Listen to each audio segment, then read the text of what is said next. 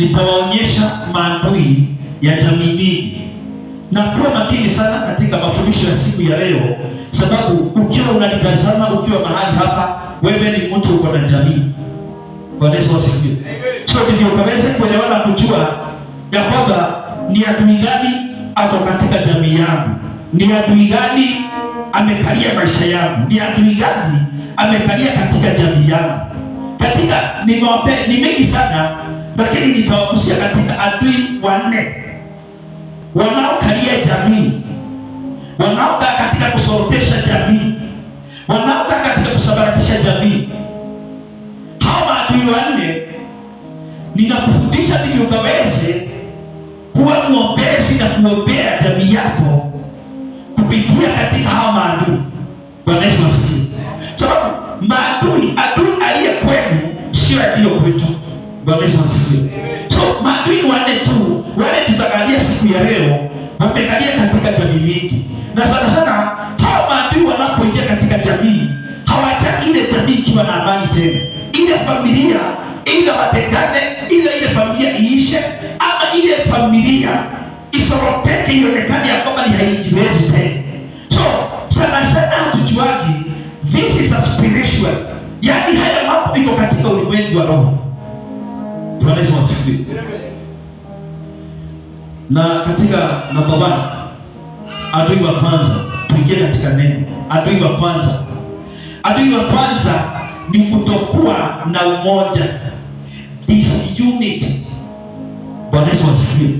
Point number 1, katika hali adui wa kwanza, wewe unazidi kuandika bahali popote ulipo, unaonitazama katika mtandao wetu wa Facebook Glory River Nation ya kwamba, ama YouTube mahali pale ya kwamba, point number 1 ama katika adui wa kwanza is disunity, yani kutokuwa na umoja. Amen. Bwana Yesu asifiwe. Na wakati familia imetengana, ni ngumu sana kupata baraka. That is a point. Ya kwamba wakati familia imetengana, ni ngumu sana kupata baraka. Bwana Yesu asifiwe. Tunapokuwa katika hali ya kuwa separate, ni ngumu sana kupokea baraka. Bwana Yesu asifiwe. Sana sana katika jamii. Na tunasema katika maandiko, iko katika Psalms 133 verse 1 up to 3, lakini by point katika this message iko katika verse 3. Lakini tuanzie verse 1, 2 and 3. Katika Psalms 133 verse 1, 2 and 3, tusome katika hali ya King James Version na tutabarikiwa. Tazama jinsi ilivyo vema na kupendeza ndugu wakae pamoja kwa umoja. Ni kama mafuta mazuri kichwani yashukayo ndevuni, ndevu za Haruni, yashukayo mpaka mpindo wa mavazi yake, kama umande wa Hamoni ushukao milimani pa Sayuni. Maana ndiko Bwana alikoamuru baraka na uzima hata milele. Bwana Yesu asifiwe. Maandiko yatuelezea vizuri sana ati wakati jamii, ndugu, yani as a family, yani wakati wako pamoja, pia Mungu anawezaga kuamuru baraka zikaweze kuwafikia. Bwana Yesu asifiwe. Na ni jambo linampendeza Mungu. Linasema ya kwamba ati ni kama mafuta ishukayo katika ndevuni mwa Haruni. Lakini katika verse 3 inasema vizuri ati kama umande wa Haruni ushukao mlimani pa Sayuni. Bwana Yesu asifiwe. Ati maana ndiko Bwana alikoamuru baraka na azima hata milele. Bwana Yesu asifiwe. Uzima hata milele. Ati huko ndipo anaachilia baraka. Acha niwaelezee watu wa Bwana. Bwana Yesu asifiwe. Wakati jamii zinakuwa separate, wakati ya kwamba watu wanafungana kwa ajili hata ile baraka Mungu ameleta katika jamii, usitarajia kwamba kuna kuendelea. Na watu wengi hawajaielewa ya kwamba kelele katika ndoa, kelele katika zile Mungu amewabarikia, kila wakati unakuta ya kwamba pengine your wife ya kwamba anakaa kuuliza kwa nini Mungu ulibariki huyu mtu akae katika kuniudhi na kuniongelesha mambo mabaya? Kwa nini ulipea huyu bibi yangu kazi ya kwamba ananidharau sababu sina kibarua kama yeye? Wakati zile kelele zinazidi kukaa katika zile jamii, baraka ni ngumu sana. Hata kama utakuwa mamilioni, ni ngumu sana zikaweza kusimama katika ile jamii, sababu ni neno la Mungu limesema. Watu wa Bwana, Mungu anasema anaamrishanga mahali pako na umoja baraka zake. Bwana Yesu asifiwe. Haleluya. Na ndiposa kuna katika hali ya kwamba katika in English inasema a unit is power, yaani umoja ni, Bwana Yesu asifiwe, ule umoja ni nguvu. A unit is power, yaani tunakuanga na nguvu za kupokea hata kutoka kwa Bwana wakati tunakaa katika pamoja. Watu wa Bwana, na waombea katika umoja katika jamii yako. Amen. Bwana Yesu asifiwe. Haleluya. Na adui mmoja ameingilia katika jamii mingi, familia mingi zimekaa katika kutokuwa pamoja. Unajua hapa kila mmoja nikimuuliza, familia yenu si kuna watu hawaongeleshani, si kuna brother na brother hawaongeleshani, kuna sister and sister hawaongeleshani, si kuna watoto hawaongeleshani na wazazi. Amen. Utaniambiaje? Utaniambiaje? Wako. Bwana Yesu asifiwe. Amen. Tuko katika jamii, shetani anajua tukikaa kitu kimoja baraka zetu zitaamriwa zitufikie. Hakuna jamii ya kwamba Mungu haitaibakia katika mafanikio yake, lakini shetani anajua ule umoja wako utafanya wakaweze kupata kile Mungu ataamrisha kikaweze kuwafikia. Amen. Na ndipo sasa hatutaki nikaweze kusoma katika haya maandiko. Iko katika Genesis 11, hatutasoma siku ya leo. Ukiangalia wale watu walikuwa wanatengeneza mnara, maandiko inasema wakati walikuwa katika kitu kimoja, ya kwamba mnara wa Babeli wakati walikuwa wanautengeneza wakaweza kumfikia Mungu, walitengeneza kiasi ya kwamba Mungu akaona wako karibu kumfikia bila wanakuwa na imani, sababu walikuwa na imani na walikuwa kitu kimoja na walikuwa na lugha moja. Bwana Yesu asifiwe. Wakati katika jamii yako ukitaka uulize tutabarikiwa lini katika jamii yako, ni wakati katika your unit itashuka katika ile jamii. Bwana Yesu asifiwe. Wakati umoja wenu utahimilika na mkae pamoja, hata yale mambo mnatakaga itaamuliwa hata bila kuomba. Bwana Yesu asifiwe. Kwa hiyo adui mmoja amekalia katika jamii nyingi, pengine wamepelekana makoti, pengine wamewekeana mpaka makesi. Haleluya. Pengine wanakaa sababu hakuna umoja, hawaongeleshani, wamegaiwa shamba lakini bado wanakaa kustakiana sababu hakuna umoja. Ni shetani ameleta huyu adui ili akaweze kukalia ile familia, ndio wasikae katika kufanikiwa baraka zile Mungu amewaamulia. Bwana Yesu asifiwe. Wewe unaisikiza siku ya leo, kama kuombea jamii Mungu aliyekupa umoja.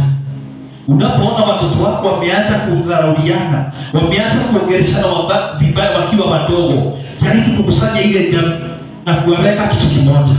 Bwana Yesu asifiwe. Wazazi wengine kwa sababu ya kutokuwa na ufahamu wa neno kama la siku ya leo, wameshindwa kukusanya jamii zao ili wakae pamoja, kile Mungu ameamulia kwamba waweze kubarikiwa nacho kikaweze kuwashukia. Lakini sisi tumepata ufunuo siku ya leo, na tumepata katika neno la siku ya leo, tutaweza katika kusimama na jamii zetu kusiombea umoja, na ule umoja utafanya kile kidogo na kikubwa Mungu atatubariki nacho kikaweza kutulia kwetu.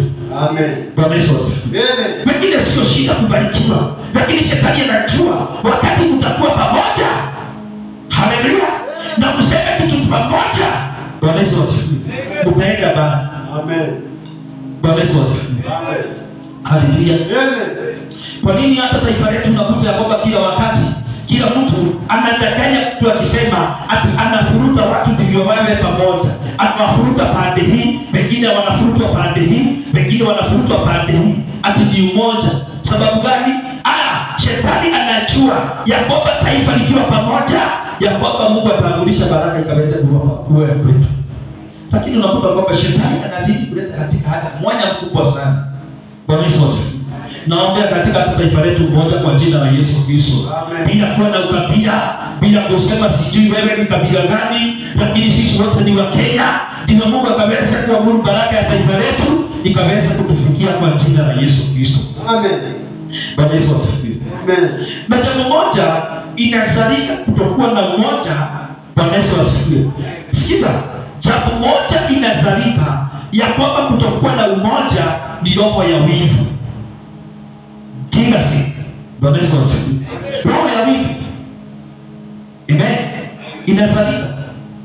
Hebu kabla tuende katika jealousy nikaweza kuambia kwa nini Yakobo inapatikana, tusomewe katika Marko 3 mstari wake wa 24 na 25. Tusomewe katika NIV version, sio King James, NIV version, katika Mark 3 verse 24 and 25.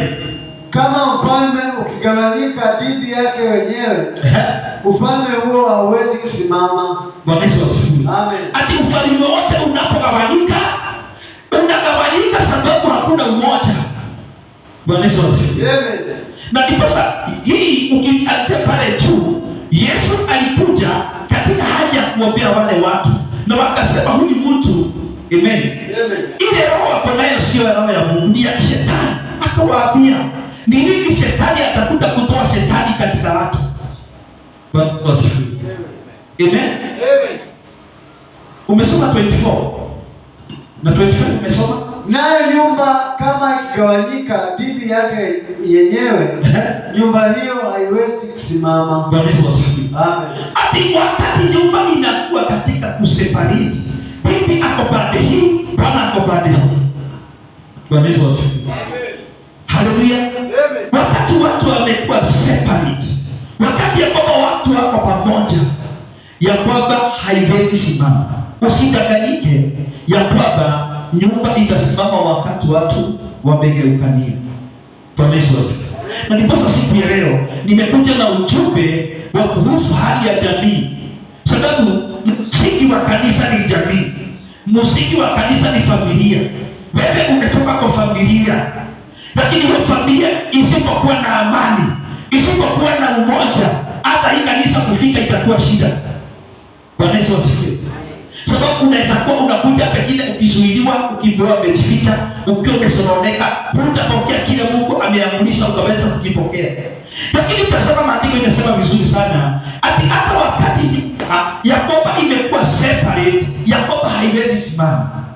Bwana Yesu asifiwe. Umoja ni muhimu sana kwa maisha yetu watu wa Bwana.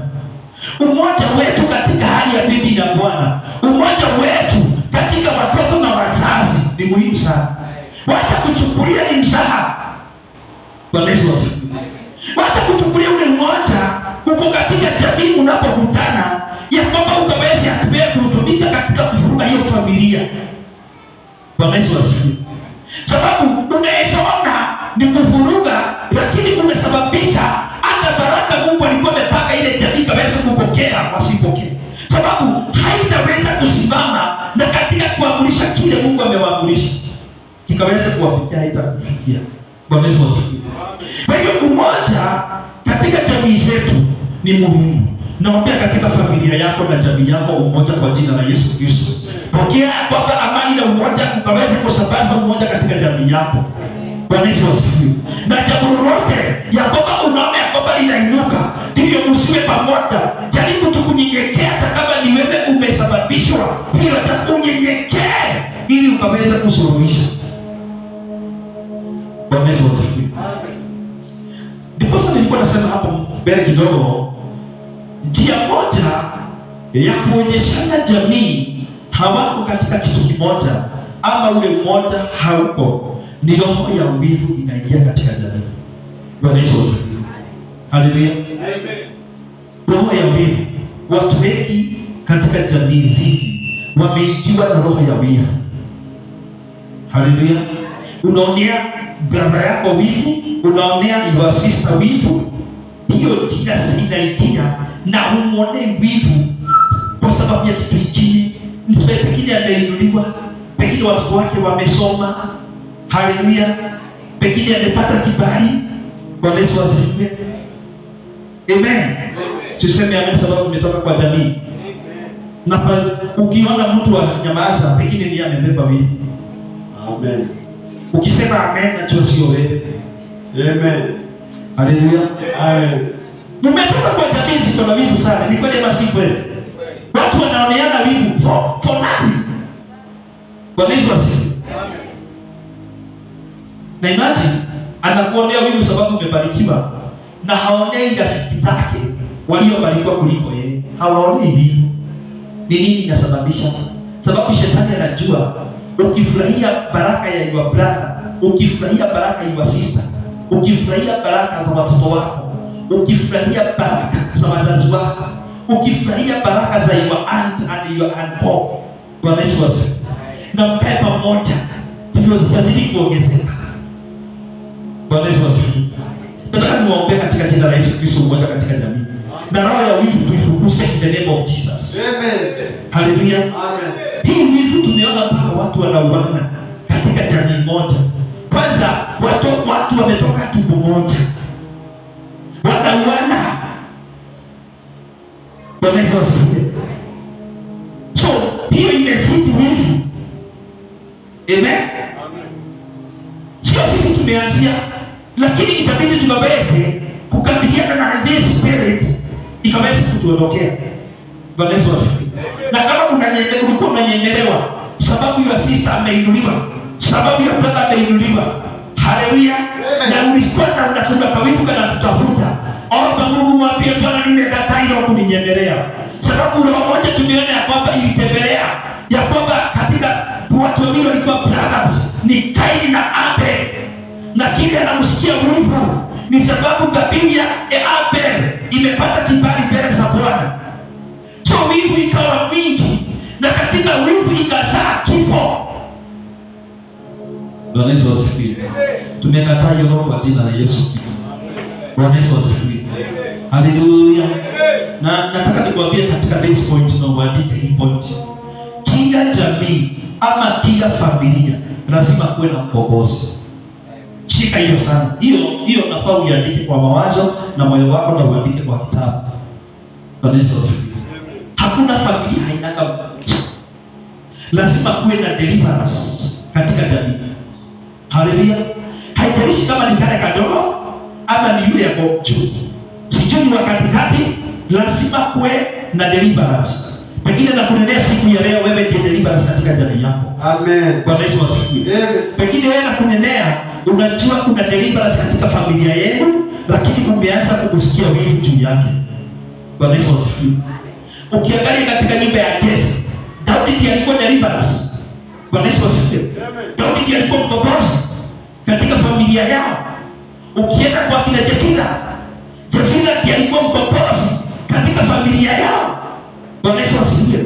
Ukienda kwa kina Joseph, akuangalia na mtu yoyote ya kwamba deliverance, watu wanamuoneana wivu sana. Tuseme amen. Amen. Haleluya. Deliverance kila wakati anaonewa. Sasa nadhani ya kwamba rudisha mwanzo nyuma, muone ni nani mnaonea sana kweli. Kila wakati tunapokutana, kwanza namwambia huyu anajifanya kiberebere sana, ndiye anajua. Kwa nini wewe unaweza tuambia na wewe ndio mdogo? Kwa nini wewe tumeshimu na sio wakubwa? Kuheshimiwa sio shida, lakini nikatia kumuingilia na yaani unataka tu mwanzie mahali mtamuingia. Na unachua deliverance kila wakati anataka mambo mengi, anatulianga. Nasema mimi sitaongea. Deliverance anakuwa na mandate ya Mungu atakomboa hiyo jamii. Bwana Yesu asifiwe. Amen. Amen. Na deliverance anapitia vita mingi sana.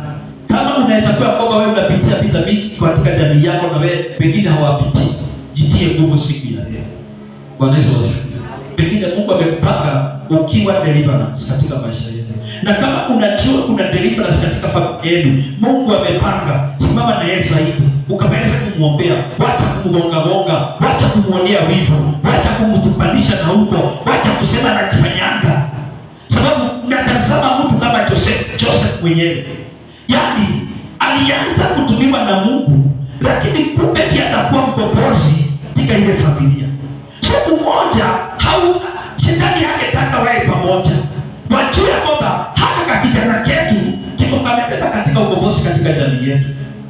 Bwana Yesu asifiwe. Kwa hiyo shetani hataki ajue kuna mbabosi katika ya yeye.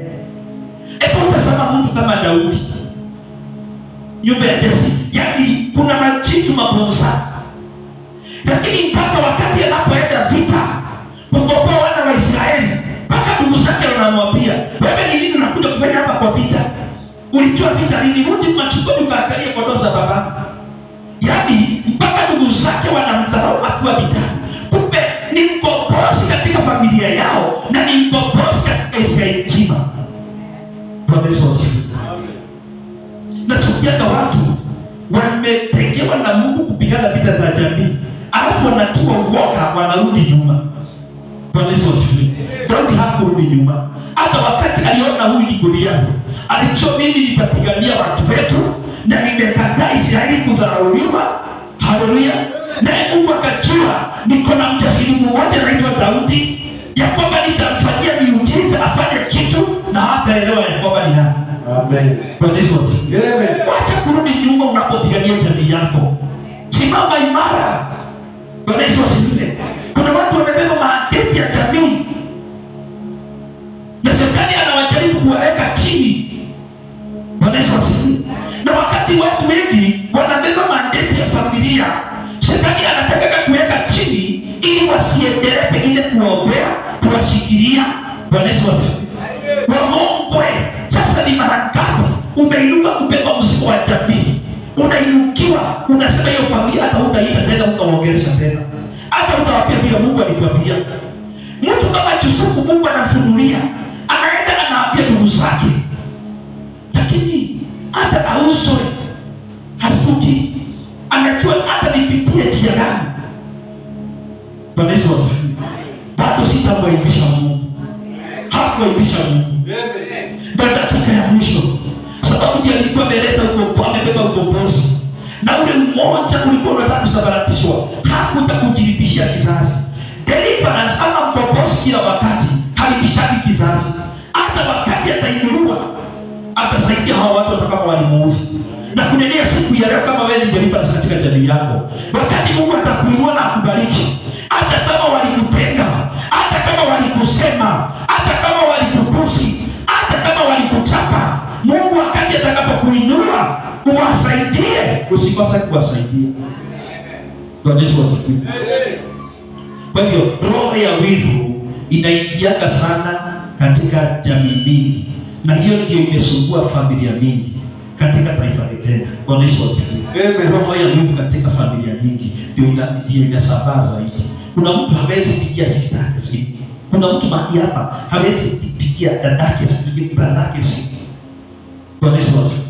Sababu gani? Wakianza kupigiana simu hawaongeleshani mambo mazuri. Nikwambia siku ya leo, sio wewe mbaya, sio yeye mbaya, ni shetani ameleta disunity katika your family. Kapigana na roho ya kutokuwa umoja katika jamii yako, na wakati utatafuta umoja, mtaweza kuendelea kwa jina la Yesu Kristo. Number two, magonjwa, sicknesses. Number 2, magonjwa. Jamii mingi unakuta hii roho ya magonjwa imeingia katika familia, na unajua nikisema katika kuhusu hali ya jamii, inamaanisha kwamba ile jamii imemiliki na imeinuka, lakini kuna spirit imeingia katika jamii mingi. Na sisemi kama hii tulikuwa tunaombea, kuna familia unakuta kwamba ni one after another, ya kwamba roho ya magonjwa inaingia katika familia, ndivyo ya kwamba ile familia ya kwamba number 1 ya kwamba wasije wakaelewana, kila wakati wanashughulikia magonjwa. Na unajua magonjwa wakati inapokatalia jamii, kila wakati inafika mahali watu wanachoka kushughulikia yale magonjwa, na magonjwa akishughulikia wachoke sana, unakuta ya kwamba umoja inakosekana. Bwana Yesu asifiwe.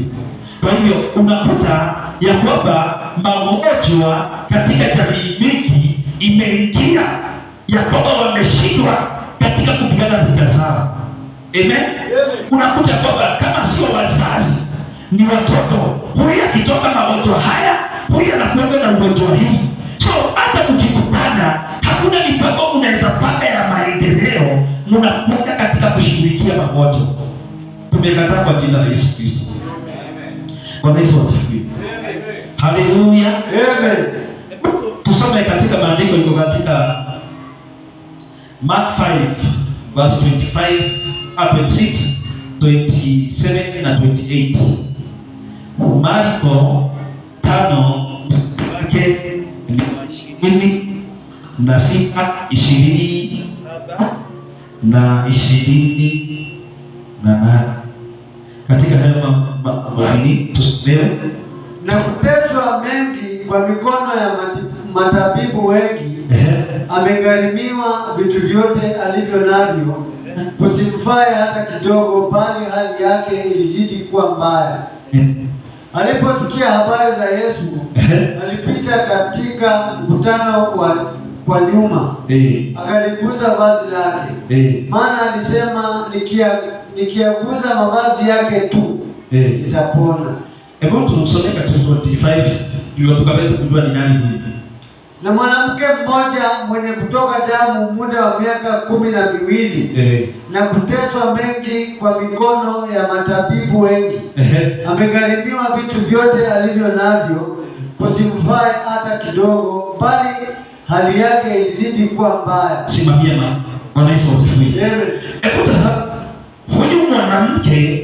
Nadhani kwa historia ya Biblia unajua huyu mwanamke ya kwamba alikuwa ametokwa na damu miaka 12. Bwana Yesu asifiwe. Lakini katika maipoti iko katika 26 aligharamika katika mikono ya matabibu wengi. Bwana Yesu asifiwe. Kwa hivyo nadhani wakati huo matibabu kuna manasi, wasai, doctors, wengine daktari wa miti ya shaba, pengine alienda mpaka huko. Bwana Yesu asifiwe. Kujaribiwa atakavyopona. Amen. Lakini maandiko inasema hata wakati alipitia katika mikono ya matabibu wengi, hali yake ilizidi kuwa mbaya. Bwana Yesu asifiwe. Ukiwa na ugonjwa katika jamii, hakuna mwenye anakuwa na amani. Bwana Yesu asifiwe. Watu wengi hawakagi na amani wakati familia imekaliwa na magonjwa. So hii jamii sidhani walikuwa na amani wakati wanachua mmoja wao wanamsungusha kwa daktari huyu kwa mwingine, hawakuwa na amani. Amen. Na maandiko inasema aligharamika. Hebu 26 inasema hivi. Hebu turudie katika 26 inasema na kuteswa mengi kwa mikono ya matabibu wengi. Sikia, amegharimiwa vitu vyote alivyo navyo. Aligharimiwa vitu vyote. Kwa hivyo kama alikuwa na kuku akauza, kama alikuwa na ng'ombe akauza, kama alikuwa na gari wakati ni farasi akauza, kama alikuwa na shamba, si useme vizuri, kama alikuwa na shamba akafanya nini? Akauza. Bora tu asikie mmoja wao amepona. Amen. Familia mingi hii magonjwa inapoingia familia, haleluya, unakuta ile familia kusimama inakuwa ngumu. Bwana Yesu asifiwe. Magonjwa inasema ni kama haya. Huyu mwanamke alikuwa amegonjeka kiasi ya kwamba aligharamika kuuza vitu zake akaweza kutibiwa. Bwana Yesu asifiwe. Haleluya. Ndipo sasa katika message siku ya leo ninasema enemies of the family. Sababu ni adui mkubwa sana katika jamii.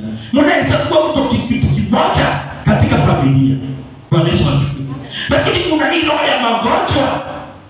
Kiwale, hakuna mwenye yako mahali hapa anaweza kula ashibe vizuri sana na aweke pesa kwa benki sikaenda kwa pesa ipefu wakati mzazi wake ni mgonjwa. Haleluya. Aliyekuzaa ama ndugu yako katika ghala ya kwamba akiwa mgonjwa, unasikia ni afadhali niuze hizo vitu nipiganie uhai wa ndugu yangu, nipiganie uhai ya wazazi wangu. Bwana Yesu asifiwe. Hivyo ndivyo hii familia ya huyu mtu alikuwa anatoka na damu miaka 12. Bwana Yesu asifiwe. Ya kwamba walikuwa Kwa hiyo ni adui inapokuja katika jamii, ile jamii kusimama ni ngumu sana. Kwa Yesu asifiwe. Sababu wote wanaangaliaga kufocus na hiyo ugonjwa. Amen. Kwa hiyo mimi nawafundisha tunapojipanga kwenda mlimani ama katika maombezi ya mwezi wako, tutakabiliana na maadui za jamii. Kwa Yesu asifiwe. Na kama unajua jamii yako kuna roho ama kuna spirit inarotate ya sicknesses, haleluya, kubali ya kwamba kujua kumbe huyu ndiye adui ya kwamba alitupwa kwetu na anakaanga huku. Ile jamii unaweza kuja kwamba bila tumesoma point number 1 wako kitu kimoja sana, lakini shida kwao magonjwa ndio inawasumbua. Tumekataa kwa jina la Yesu Kristo. Amen. Ndio Yesu asifiwe. Hatunauza zile vitu Mungu ametubariki nazo kwa ajili ya magonjwa. Kila tutafanya ni kushusha bendera yote ya magonjwa katika jamii zetu. Amen. Bwana Yesu asifiwe. Kwa hiyo adui namba 2 ni magonjwa, sicknesses. Bwana Yesu asifiwe. Namba 3, adui wa tatu. Adui wa tatu ni laana. Curses. Laana. Bwana Yesu asifiwe. Haleluya. Sababu kuna watu unakuta kwamba wakati jamii ile ilipatikana na msingi ule ulipatikana katika ile njia walipatana, ile jamii kuna kitu moja ilipatwa nacho. Na laana inatoka wapi? Laana inatoka katika hali ya watu wamepewa mamlaka juu ya jamii. So unaweza kuta kwamba jamii wanajaribu juu chini wawezao, lakini kuna laana inawakula ya kwamba wasiendelee, wasiinuke, wasibarikiwe, wasikae kitu kimoja. So ile laana inaita.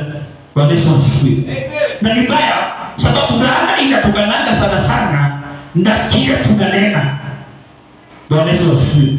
Maneno ya vinywa zetu unakuta ya kwamba hiyo ndio inaletaga laana katika jamii zetu. So kuna wazazi walitangulia watoto wao wakawacha laana katika ile jamii. So na pengine wewe ni wa ile jamii, mnatembelea maneno ya laana inawasumbua. Kwa hiyo hata sio magonjwa inawasumbua, hata sio umoja, lakini umoja wenu unafanywa bure na ile laana iliwachwa katika jamii. Bwana Yesu asifiwe. Imagine kuna watu wako na shamba lakini hawawezi jenga na hawawezi kaa, sababu ni shamba iliwachwa laana. Bwana Yesu asifiwe. Wanakaa katika kuleti miaka yao yote, wanakaa ni kama ya kwamba hawana kitu. Bwana Yesu asifiwe. Wengine waliwachiwa mali lakini haziwasaidii, sababu zilipoacha na wale waliwacha wakiwa na laana, wakiwa wamelani zile vitu. Bwana Yesu asifiwe. Na unajua, nataka nikwambie hivi, kama unayenisikiza siku ya leo, jilinde sana wewe mwenyewe katika kama mzazi, kuwa na maneno ya baraka katika uzao wako. Haleluya. Sababu siku ya masiku utazeeka na ungetaka kuona hiyo jamii ikikaa na amani na kuendelea, lakini maneno ya kinywa chako inaweza sababisha umoja isipatikane katika ile familia, inaweza sababisha wasifaidika katika ile jamii. Bwana Yesu asifiwe. Maneno iliyonenwa, maandiko inasema ya kwamba maneno ya vinywa zetu tutakulia. Tusome katika Proverbs. Tusome katika Proverbs 18 verse 1. Mauti na uzima viko katika uwezo wa ulimi, nao waupendao watakula matunda yake. Bwana Yesu asifiwe. Amen. Ati aburukie tena, ati nini na nini? Mauti na uzima viko katika uwezo wa ulimi. Mauti na uzima. Haleluya. Kwa hiyo kuna jamii, yani hawawezi wakifikisha miaka fulani, hawawezi pitisha, sababu kuna laana iliwachwa katika kuwa na vifo zisizo za kawaida. Amen. Bwana Yesu asifiwe.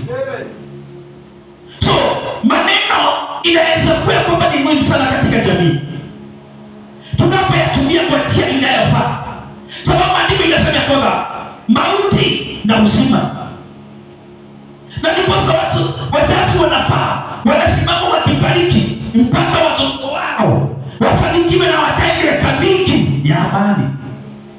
Bwana Yesu asifiwe. Sababu wamebeba uzima wa watoto wao wakaweze kuwatabiria kuishi miaka mingi. Bwana Yesu asifiwe.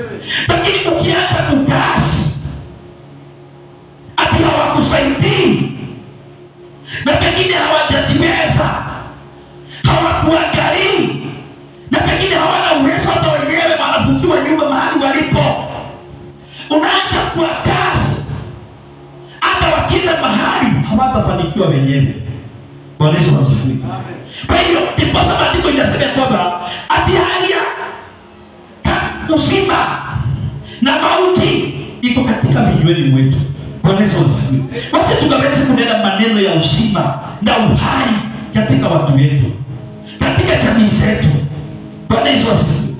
Hii watu nakutaja kwamba wanaweza kosa kukukasi wewe, lakini waseme na hamtafanikiwa. Amen. Kuna watu mpaka katika jamii wanaambiwa kwamba hamtafika mahali fulani, na wale walisema na wakaaga. Kwa hiyo wale wanatembelea maisha ya laana. Bwana Yesu asifiwe. Haleluya. Na ndiposa mpaka maandiko inasema vizuri sana,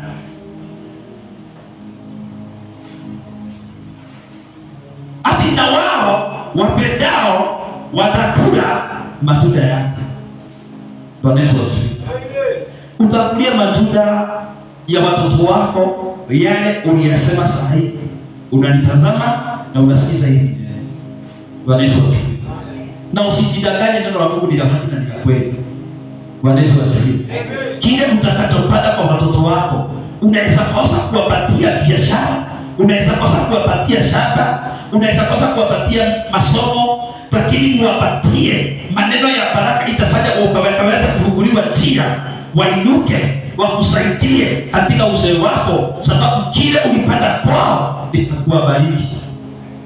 Bwana Yesu asifiwe. Iko haja gani tusomeshe watoto, tuwaekee biashara, tuwapee mashamba, lakini imejawa na laana na haiwezi wasaidia? Unasomesha mtoto alafu unaanza kumkasi, unakasirika, unaanza kumkasi maisha yake. Wacha nikuelezee, kuna siku utazeeka, unawahitaji, na kile utapata siku ya leo ukiwa mzee sana utakikulia. Maandiko ndio inasema ati na wao wapendao watakula matunda yake.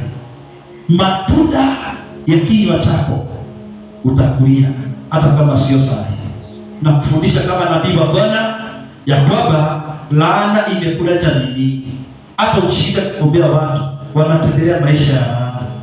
Hata wengine waliambiwa biashara haitawasaidia, na hivyo ndivyo kulivyo, ya kwamba wanafikada zikiisha hizo kazi ndio tutashinda chini kwa jina la Yesu Kristo. Zile njia Mungu atatuamrisha kuziondoa ndizo tutafuata, ili tukaweze kuitwa wabarikiwa wa Bwana. Amen. Bwana Yesu asifiwe. Amen.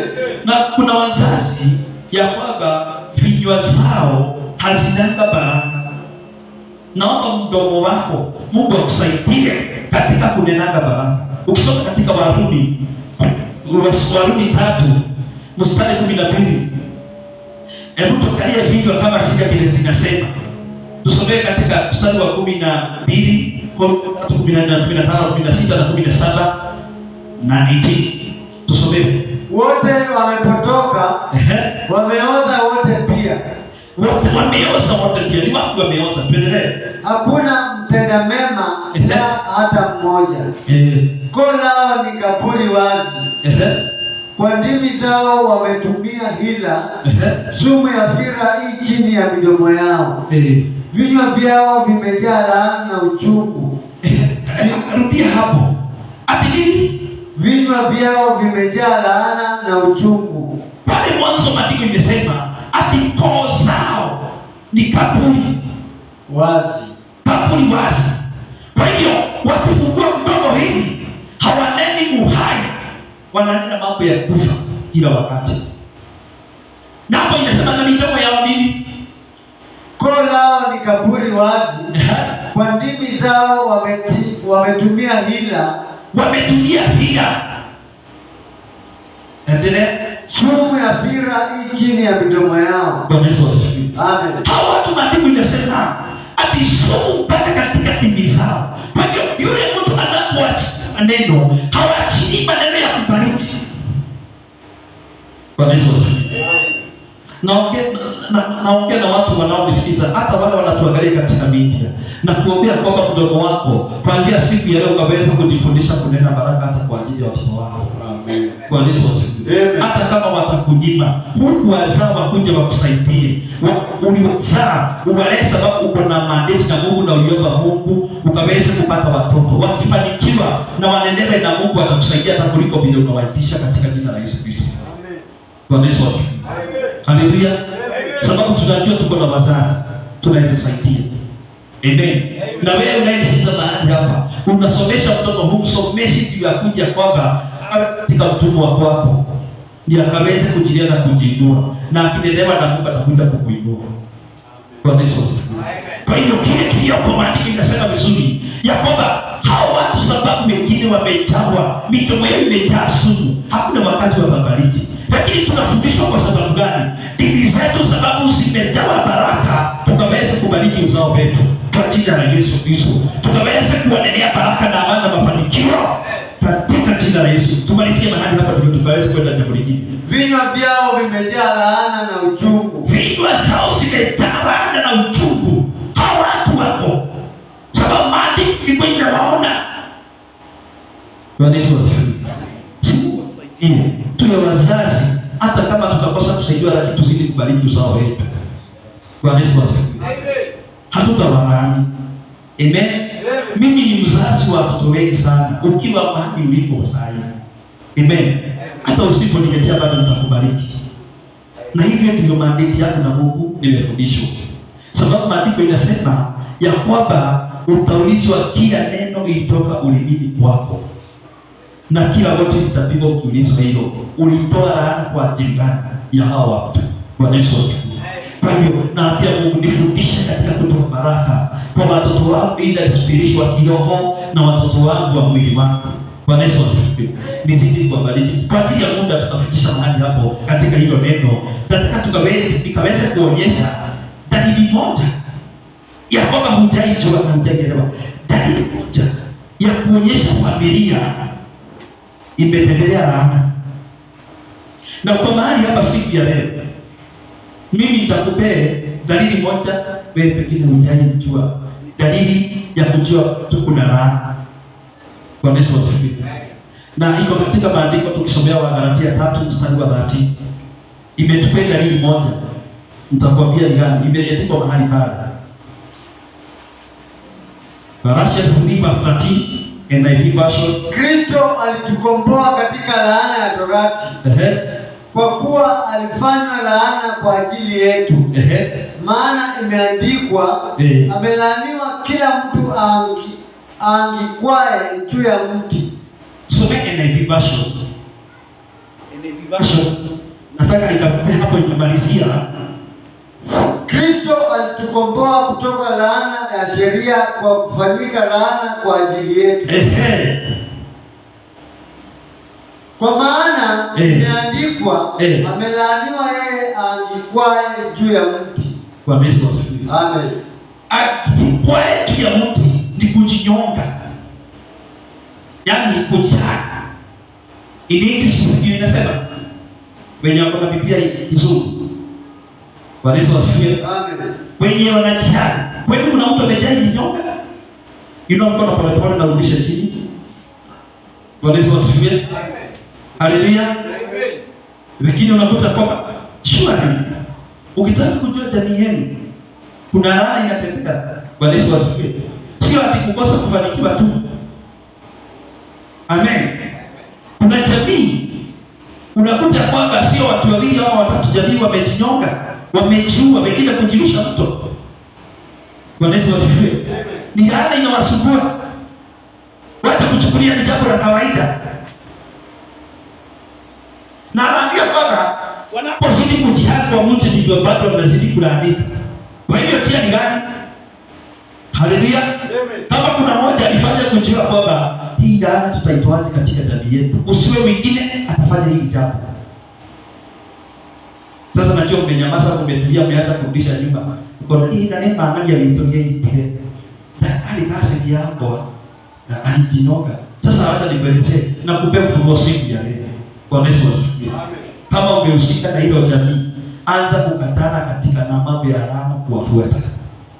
Amen. Alafu unakuta kwamba laana kama hizo sometimes unakuta kwamba kifo katika jamii inakuja na laini moja. Amen. Inakuja na laini moja. Juzi kuna mtu tulikuwa tunaongea na yeye, hata my wife alikuwa anasikiza tukiongea naye, na nikamwambia kabilianeni na hili jambo. Bwana Yesu asifiwe. Watu wao wameshika almost watu kama 12 na wanapata accident. Na ni kila mwaka. Wakikaa sana ni miaka miwili. Haleluya. Wanapata accident. Vifo zao zimewekewa watakufa na accident. Kwa hiyo kuna jamii kifo kimewekwa, msipokaribiana na ile accident, muone kama hii kifo itakuja kama ni kawaida, mkabiliane na hiyo laini, mnakaa katika hali ya kutembelea laana hiyo kifo. Yaani unakuta kwamba jamii hizo ya kwamba wamewekewa kifo ni kujinyonga. Haleluya. Kwa hivyo hii ni adui moja kwanza inasumbua jamii nyingi sana. Kwa Yesu asifiwe. Na nimekupenda ni ya mwisho kwa ajili ya muda wangu. Roho ile inasumbua ama adui wa mwisho anayesumbua jamii sana sana. Na hii sasa unakuta kwamba ndio mbaya kuliko zingine zote.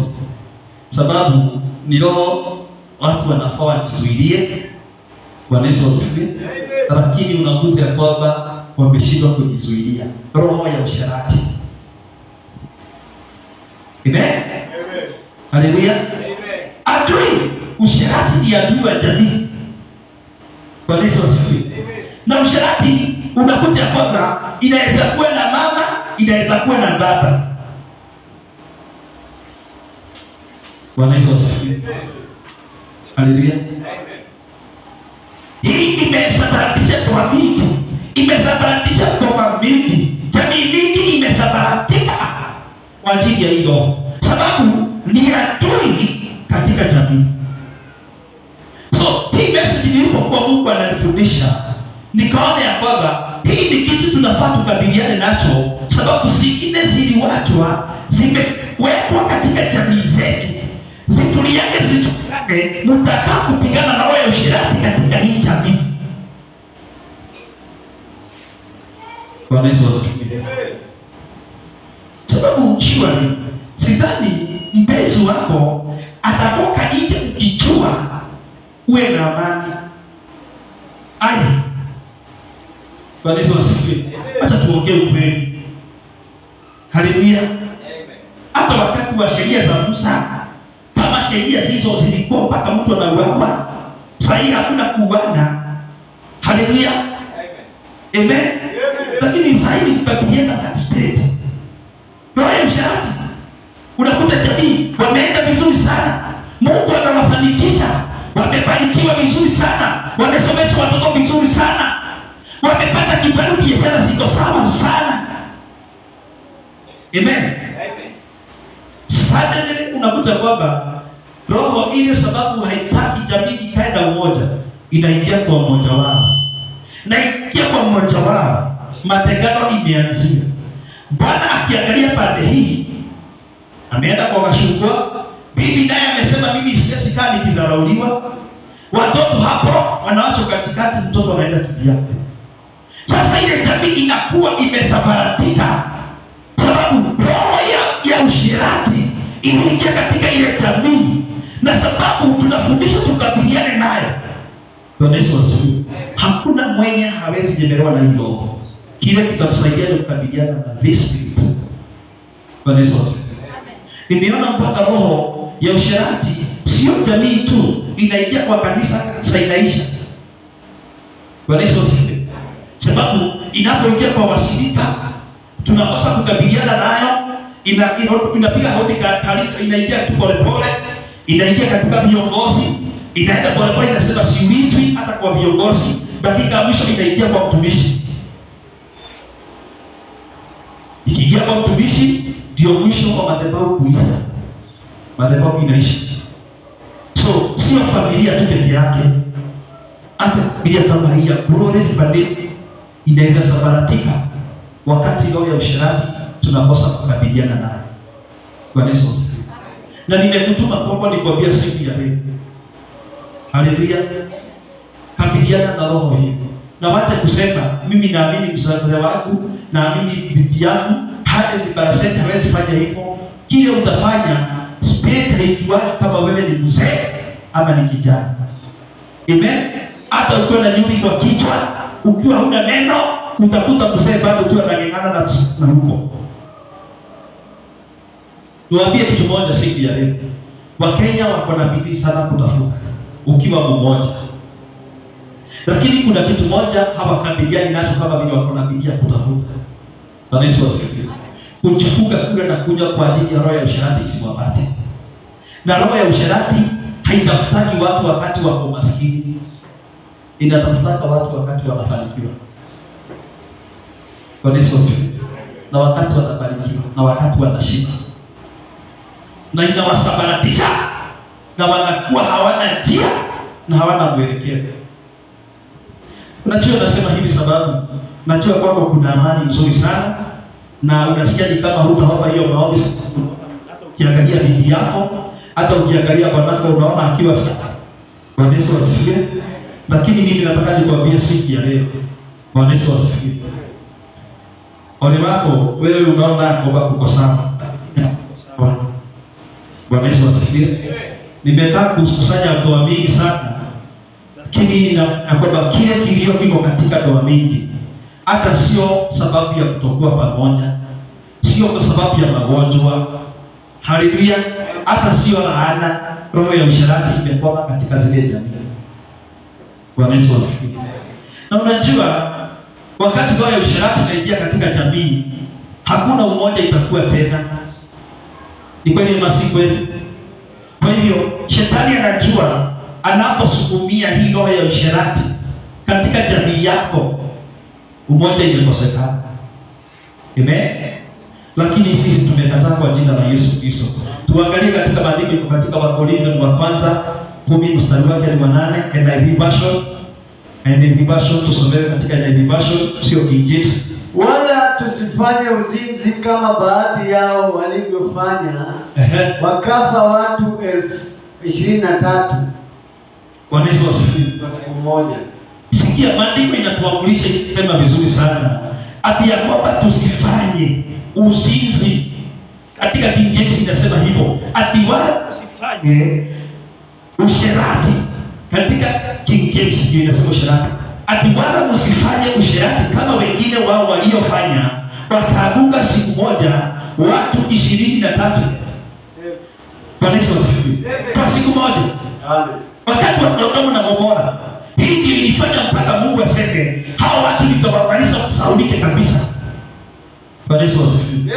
Na wakasahaulika na Mungu akaleta wengine. Amen. Kwa hiyo tunaonywa ya kwamba tuchunge tusifanye, sababu tunaweza kosa kuisha katika mwili huu, lakini katika yale mambo mengi imekuja katika ulimwengu wa roho, iishe na isahaulike. Ndoa yetu ilikuwa imejenga vizuri, isahaulike kabisa. Tukutake uwe uko uhai na unatembea uko sawa, useme ya kwamba mimi sijaisha kama vile maandiko imesema, lakini ndoa iliisha, familia iliisha. Amen. Kwa hiyo tunapoambia kwamba tuchunge tusifanye kama hao, tunaweza kuisha kama katika mwili, lakini katika hiyo ndoa iishe na isha kabisa na usawa ya kwamba ulikuwa na ndoa. Bwana Yesu asifiwe. Kuna mambo ya kwamba imekuja, imeletwa na Mungu, yakifanikiwa milango imefunguka kwa ajili ya kukaa utakatifu. Hiyo mambo wakati tunapofanya usherati mbele za Bwana na uzinzi, maandiko inasema hata Mungu anafanya hiyo mambo kaweze kusahaulika.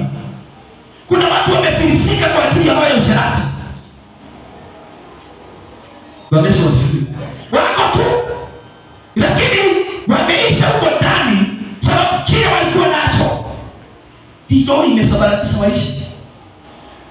Roho ya usharati inamalizanga kama mchupili zaidi ya asidi. Bwana Yesu asifiwe. Na ndio watu wako na nyama na damu na mwili. Amen. Unitazame vizuri nikwambie siku ya leo usikia na roho ya usharati sana. Tutafanya hata kwa watoto wako. Kito ukisomesha watoto vizuri sana. Usemea unaombea baba wafanikiwe. Usipokapigana na uonyesho roho ya usharati ni baya. Wataandikwa maofisi makubwa lakini wataajiriwa wakiwa na roho ya usharati. Haitawasaidia hizo vitu. Bwana Yesu asifiwe. Na ndipo sasa unaona saa hii Wakenya wako na bidii sana kufanya biashara na makazi makubwa sana. Lakini hawajui nini inawakura. Sababu ndani roho imejificha, watu wanaona kama ni kawaida. Bwana Yesu asifiwe. Na ndipo sasa mimi naonaga kwamba nikianza kuhubiri roho ya usharati na kuweka mkali mpaka katika kuamsha kumulika direct, sababu nasikia najuaga huyu mtu ile kazi imefanyika ndani yake inaweza kuwa ya bure within that second, hata kama anapoa shida mahali hapa mrefu hapa. Bwana Yesu asifiwe. Haleluya. Amen. Na kuna mtu anayeshika nalo hata kusema kuna siku wazee ndio wanakuwa na hiyo roho sana. Kwani wanafanyaka peke yao? Wanaendaka kwa nani? Bwana Yesu asifiwe. Hata ule mwanamke alikuwa anapigwa na mawe ati sababu amefanya uzinzi, sharati. Bwana Yesu asifiwe. Alikuwa amefanya peke yake. Na hiyo kibwana kilikuwa kimeshika kibaya hapo nyuma. Atakuwa ni nchi na kibwa hapo nyuma tu. Na kibaya hapo na tulikuwa na yeye hayatako. Bwana Yesu asifiwe. Iko na kila mmoja na inashika kila mmoja. Bwana Yesu asifiwe. Kwa hiyo njia nzuri ni tukabiliane na this spirit, sababu ni adui katika familia nyingi, ni adui katika jamii. Unakuta mnatarajia kamoja kenu kameandikwa ofisi kubwa kakaweze kusaidia jamii yenu ikaweza kuinuka na kuendelea, lakini wakati unasikia kwamba aliandikwa katika ofisi ya serikali, unasikia kwamba alileta nani alileta kijana mwenzake wanataka kufunga ndoa. Si mzazi atatoka na waziri. Sababu siku hizi ndio wanafanya. Wanaume wanawana. Na hiyo ndio mwanzo wa kuisha. Na kama kweli kuna mtu kama huyo, wanaume kuona kwamba ni laana katika zima, sio wewe unaweza sema ni kwake. Lakini that curse kutoka kwa Mungu itaingia na ni ngumu sana kuitoa. Sababu hiyo ndio ilifanya mpaka Mungu aseme atasahau na mwanadamu na akamaliza Sodoma na Gomora ikaisha kabisa. Walikuwa wamefika katika kile kiwango. Tumekataa katika roho kwa jina la Yesu Kristo. Amen. Bwana Yesu asifiwe. Amen. Kwa uzao wetu na sisi wenyewe. Amen. Tutakabiliana na katika hii adui imekaa kusabaratisha katika ndoa nyingi na jamii nyingi ya kwamba wanafanyika bure. Bwana Yesu asifiwe. Amen. Unajua ninasoma katika maandiko iko katika Proverbs. Inakuwa verse 6 verse 32. Hebu tusome katika NIV version, sababu ndio inakuwa katika tafsiri nzuri. Inakuwa ina tafsiri nzuri sana. 6 Proverbs. Methali 6 mstari wake wa 32 na 33. NIV version napo malisia. Hebu sikia vile maandiko inasema hapo. Lakini mwanaume azinie na mwanamke hana akili kabisa. Wewe kande nenda unajua wengi unasoma. Unaona vile unasoma. Abali kitapia hiyo hadi asome sababu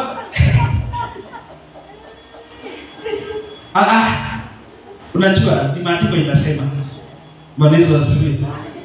Ni kweli? Soma. Si unajua wewe ufanyaje? Soma kwa sababu wewe sio wewe unasema. Wewe sio wewe ufanye, si ndio? Haya tusomee. Rudia tena.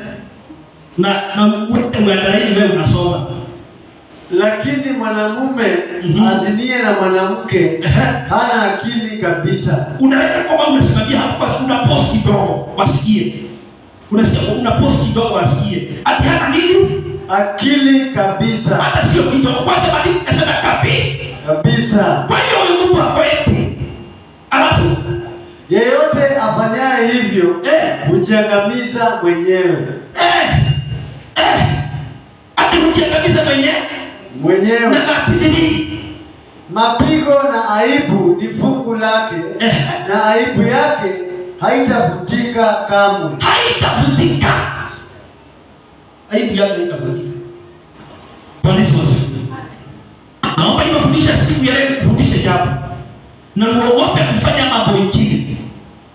Unakuta mtu akwambia anasoma, anakuambia ako na akili mingi, ako na digrii. Tunapoingia katika ufunuo wa Bwana na maandiko ya Bwana yanamwambia anaofanya hivyo haijalishi kama ako na digrii. Hata akikwambia ako na akili na anafanya uzinzi na wanawake wengine na kwa hiyo Mungu anaona huyu ako na mwenzi wake. Ndipo sasa na mwingine sababu ako na wake. Bwana Yesu anaambiwa hana akili kabisa. Sinaona kwa wale hana akili taifa ni wengi. Kwani mmenyamaza? Mungu hapa. Unaona wewe hana akili ni wengi. Bwana Yesu asifiwe. Amen. Wale hana akili si wengi sana. Bwana Yesu asifiwe. Amen. Hana akili kabisa. Na sasa hivi maandiko yanasema maisha yao itabaki kuwa na aibu. Amen.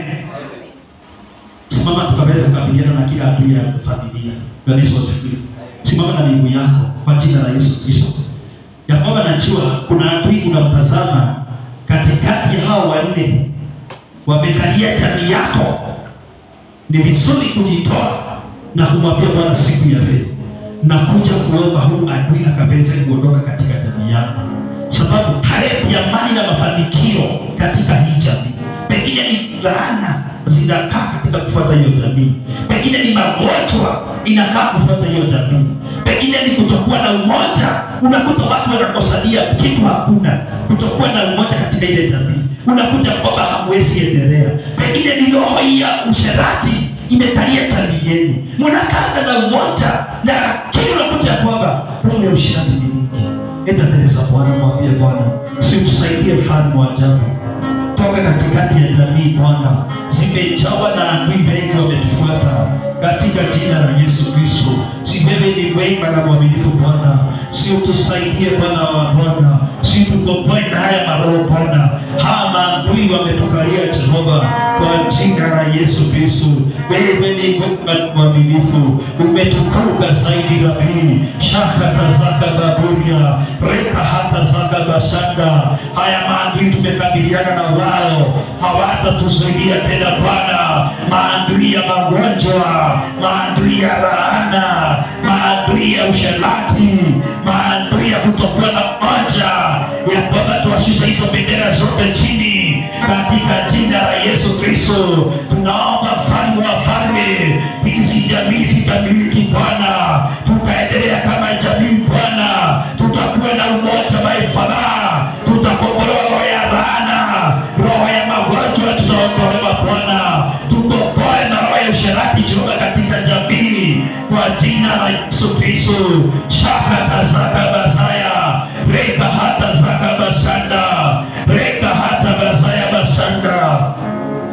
Sababu ni Mungu mwema na ni mwaminifu. Naombea watu waona mfalme wa ajabu kabisa kuwakumbuka Bwana popote wanaposikiza mfalme wa ajabu. Naomba wakaweze kuchukua hatua kuombea jamii hizi Bwana. Kama kuna mmoja anayesikiza na hilo ile kamshika Bwana, mkomboe sababu yeye ndiye mkombozi wetu. Tabaraki mfalme wa ajabu Bwana. Popote hao wapendwa wanaposikiza mfalme wa ajabu, leta ukombozi wa ajabu sababu yeye ndiye Mungu. Tabaraki na utende mema mfalme wa ajabu. Kwa jina la Yesu Kristo, toba na atakuwa mingi.